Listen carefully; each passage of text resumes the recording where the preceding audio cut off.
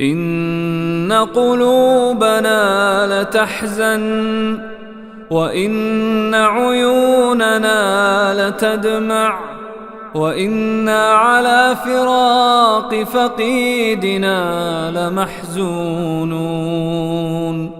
اللهم اغفر له وارحمه وعافه واعف عنه وأكرم نزله ووسع مدخله واغسله بالماء والثلج والبرد ونقه من الذنوب والخطايا كما ينقى الثوب الأبيض من الدنس.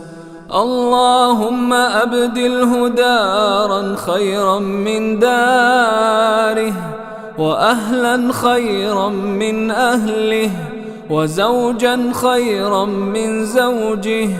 اللهم أدخله الجنة، اللهم أدخله الجنة وأعذه من عذاب القبر وعذاب النار. اللهم اغفر لحينا وميتنا وشاهدنا وغائبنا وصغيرنا وكبيرنا وذكرنا وأنثانا.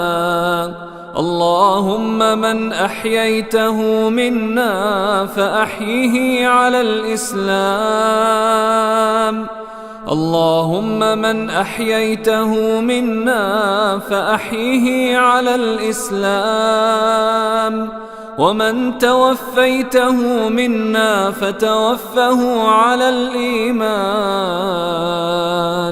اللهم لا تحرمنا أجره، اللهم لا تحرمنا أجره ولا تضلنا بعده، ولا تضلنا بعده. اللهم يمن كتابه وهون حسابه ولين ترابه وألهمه حسن الجواب وطيب ثراه وأكرم مثواه واجعل الجنة مستقره ومأواه. اللهم إنه في ذمتك وحبل جوارك، فقه من فتنة القبر وعذاب النار. أنت أهل الوفاء، أنت أهل الوفاء، أنت أهل الوفاء والحق، فاغفر له وارحمه إنك أنت الغفور الرحيم. اللهم عبدك وابن أمتك احتاج إلى رحمتك، احتاج إلى رحمتك، وأنت غني عن عذابه، وأنت غني عن عذابه.